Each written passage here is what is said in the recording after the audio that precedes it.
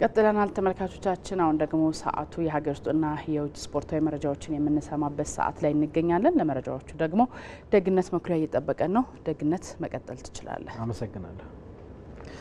ቀዳሚ የምናደርገው ጉዳያችን የኢትዮጵያ ፕሪሚየር ሊግን ይሆናል። ክቡራትና ክቡራን ተመልካቾቻችን የኢትዮጵያ ፕሪሚየር ሊግ 24ኛ ሳምንቱ ላይ ደርሷል።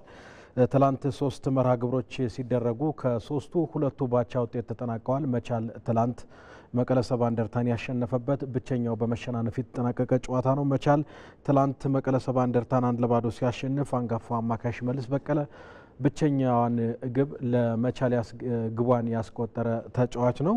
መቻል በውድድር ዓመቱ መጀመሪያ ላይ የዋንጫ ተፎካካሪ እንደነበር እናስታውሳለን። በኢትዮጵያ ፕሪሚየር ሊግ ባለፈው ዓመትም እንዲህ ተፎካካሪ እንደነበር እናስታውሳለን።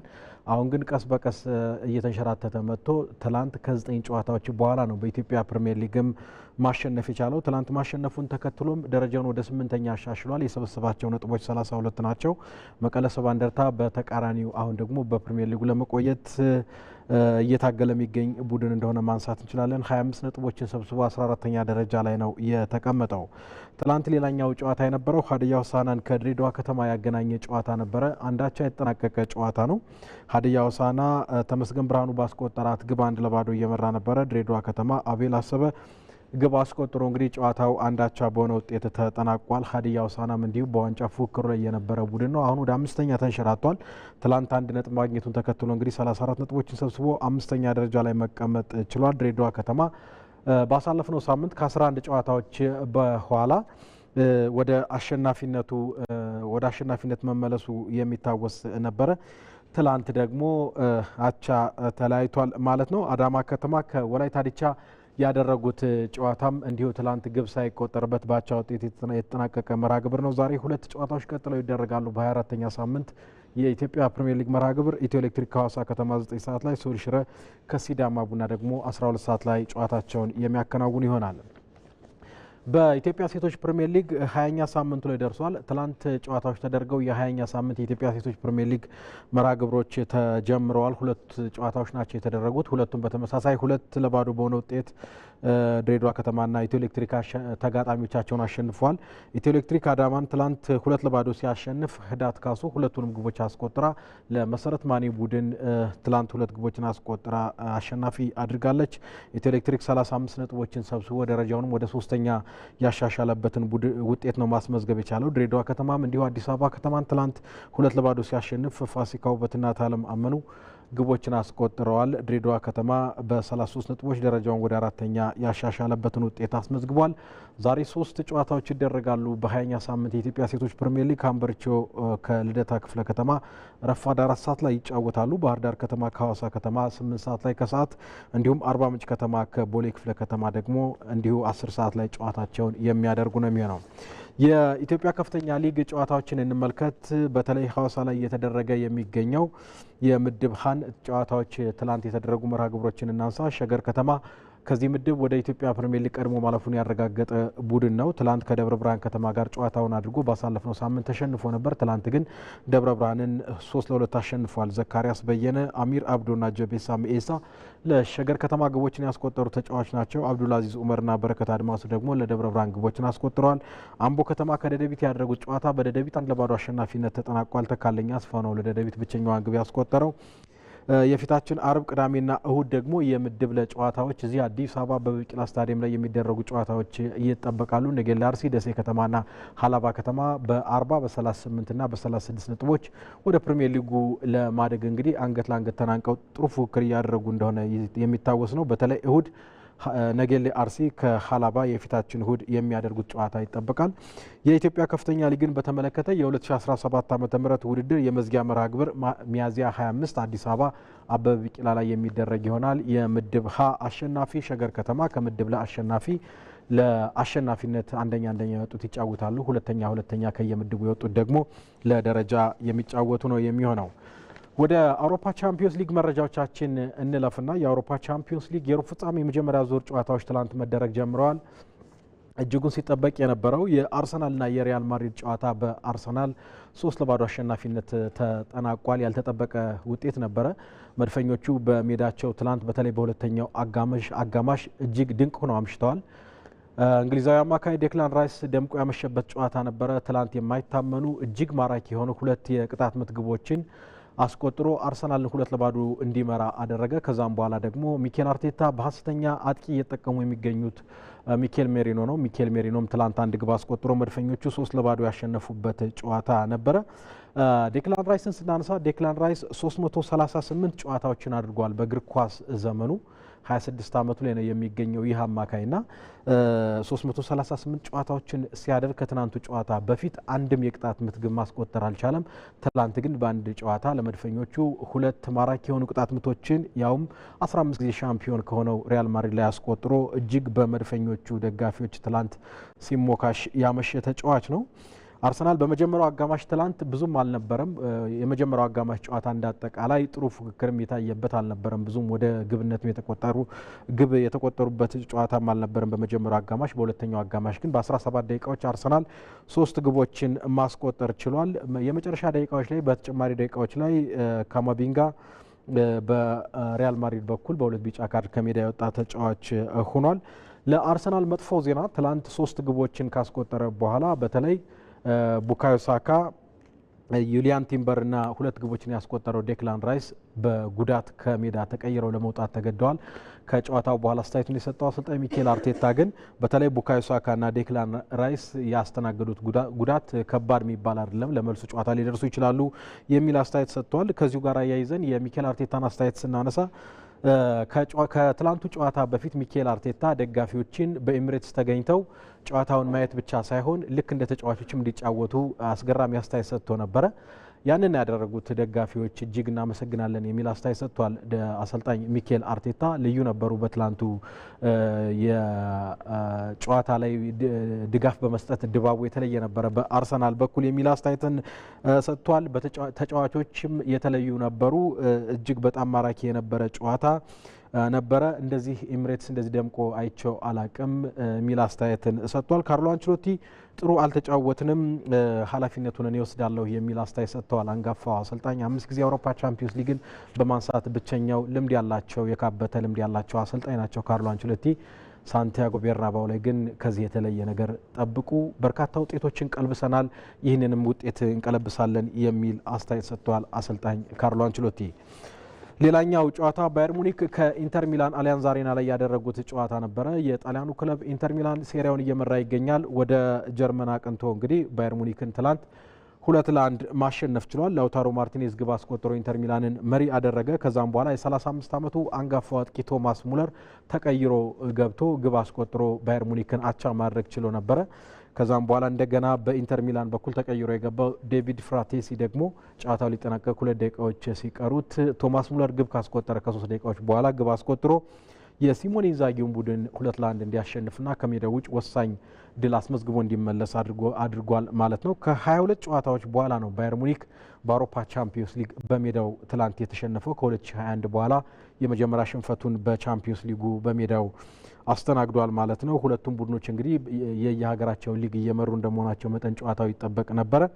የዘንድሮ የአውሮፓ ቻምፒዮንስ ሊግ የፍጻሜ ጨዋታ እንግዲህ እንደምናስታውሰው አሊያንዝ አሬና ላይ ነው የሚደረገው። ስለዚህ ባየር ሙኒክ በሩብ ፍጻሜው የሚቀር ከሆነ ይህንን እድል አይጠቀምም ማለት ነው። እስከ ፍጻሜው ግን የሚጓዝ ከሆነ በሜዳው የፍጻሜ ጨዋታውን የሚያደርግ ይሆናል ማለት ነው። ቪንሰንት ኮምፓኒ ትላንት አስገራሚ አስተያየት ሰጥቷል ከጨዋታው በኋላ። የኢንተር ሚላን ተጫዋቾች ጨዋታው ሲያልቅ እጅግ ሲደሰቱ አይቻለሁ፣ ነገር ግን ጣሊያን ላይ ውጤቱን እንቀለብሰዋለን እመኑኝ ሲሉ እንደ ካርሎ አንቸሎቲ አስገራሚ አስተያየት ሰጥተዋል ወጣቱ አሰልጣኝ ቪንሰንት ኮምፓኒ። ለማንኛውም ኢንተር ሚላን ትላንት 2-1 ከሜዳው ውጭ አሸንፎ ወሳኝ ድል አስመዝግቧል። የአውሮፓ ቻምፒዮንስ ሊግ የዛሬ ጨዋታዎችን ወደ ኋላ ላይ መለስ ብለን እንቃኛለን። ወደ ሀገር ውስጥ ጉዳያችን እንመለስና ቮሊቦልን እንመለከታለን። በኢትዮጵያ ቮሊቦል ስፖርት ትልቅ አሻራውን ማስቀመጥ የቻለው እንግዲህ የወላይታ ሶዶ ዩኒቨርሲቲ ሴቶች ቡድን ከ2 ዓመታት በፊት ፈርሶ እንደነበር እናስታውሳለን። አሁን ግን ወደ ውድድር ተመልሷል። ቡድኑ ጠንካራ ተፎካካሪ ሆኖ ለመዝለቅም ቋሚ የሆነ ስራ እየሰራ እንደሆነ አስታውቋል። ታዳጊዎች ላይ በዋናነት ትኩረት አድርጎ እየሰራ እንደሆነ አስታውቋል። ነጻነት ጫን ያለው ይህን ጉዳይ በዝርዝር ተመልክቶታል።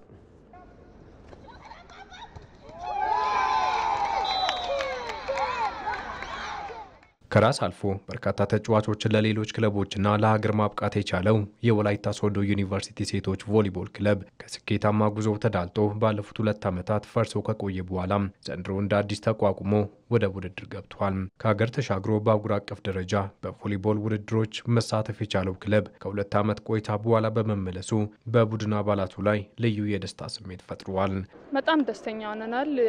ያው ለሴቶችም ለወላይታ ማህበረሰብም ብዙ ውጤት አምጥተው ነበር በፊት በነበረው ቲምም እና ያንን ለማስቀጠል በተወሰኑ ምክንያቶች ተቋርጦ ቢሆንም ያው ደግሞ የቮሊቦል ፍቅርም ስላለ ወላይታ ደግሞ ብዙዎች የወጡት ከዛም ስለሆነ ያ የሚወጡትን ታዳጊዎችም እንዳይቆሙ እንደገና እንዲወጡና እንዲፈልሱ አድርጓልና ማደግ ያለበት ነገር መሆኑን አይተናልና በጣም ደስ ብሎናል። እንደገና ስለቆመም በጣም ደስተኞች ነናል። በጣም ደስ ይላል። ከ2 ዓመት በኋላ መመለስ ማለት ያው እንደ አዲስ አይደለም የተጫወት ነው።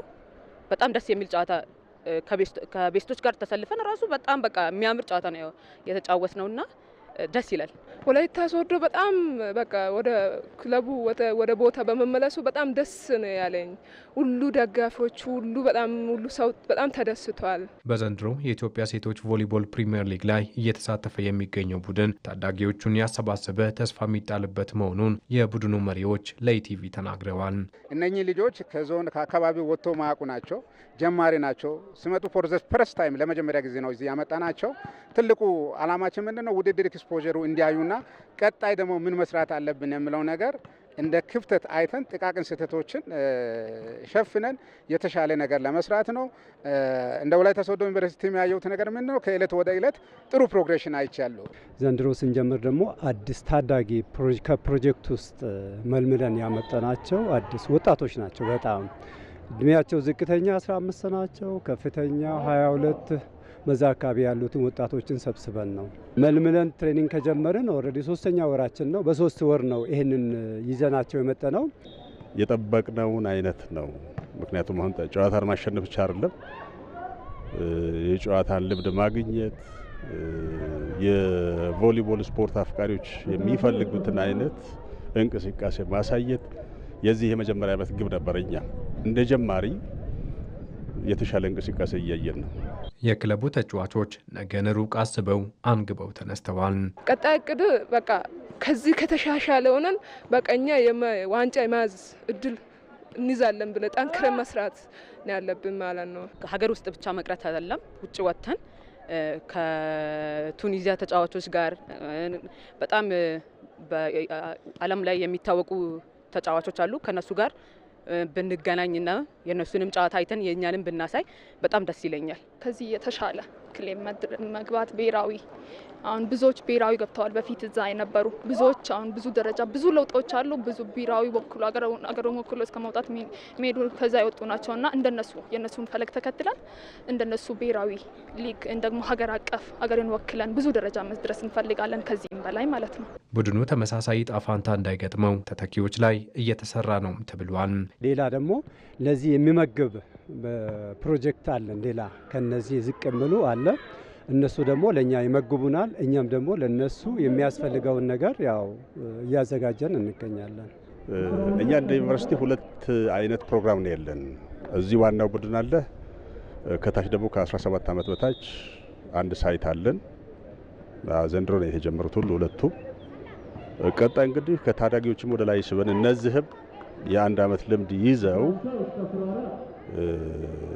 ሊጉን በሚመጥን ደረጃ ተፎካካሪ ይሆናሉ ብለን ነው ተስፋ ብናደርገው። የኢትዮጵያ ቮሊቦል ፌዴሬሽን የወላይታ ሶዶ ሴቶች ቮሊቦል ክለብ በመመለሱ ለሌሎች ክለቦችም በር ከፋች ሊሆን ይችላል ብለዋል። የወላይታ ሶዶ ዩኒቨርሲቲ የተወሰኑ ችግሮች ምክንያት ክለቡ ሊፈርስ ችሏል። የኢትዮጵያ ቮሊቦል ፌዴሬሽንና ዩኒቨርሲቲው ባደረገው ከፍተኛ ጥረት ክለቡን መመለስ ችለናል። ይህ ክለብን መለስን ማለት ለቀጣይ ሌላ ክለቦችን የማምጣት እድል የሚፈጠር ስለመሆኑ በጣም ደስተኞች ነን። በታዳጊዎች የተገነባ ቡድን በፕሪሚየር ሊጉ የመጀመሪያ ዙር 3 መርሃ ግብሮች ሽንፈትን አስተናግደዋል። ወደ አውሮፓ ቻምፒየንስ ሊግ ጨዋታዎች እንመለስና ዛሬ የሚደረጉ የሩብ ፍጻሜ የመጀመሪያ ዙር ጨዋታዎችን እንመልከት። ባርሴሎና ከቦሩሲያ ዶርትሙንድ ዛሬ ምሽት 4 ሰዓት ላይ እንግዲህ ስፔን ላይ የሚደረግ ጨዋታ ነው። ባርሴሎና ከዶርትሙንድ በአውሮፓ ቻምፒየንስ ሊግ የምድብ ጨዋታ ላይ ታህሳስ ወር ላይ ተገናኝተው ነበረ። ፌራን ቶሬስ ባስቆጠራቸው 2 ግቦች ባርሴሎና 3-2 ጥሩ ፉክክር በታየበት ጨዋታ 3-2 ማሸነፉ የሚታወስ ነው።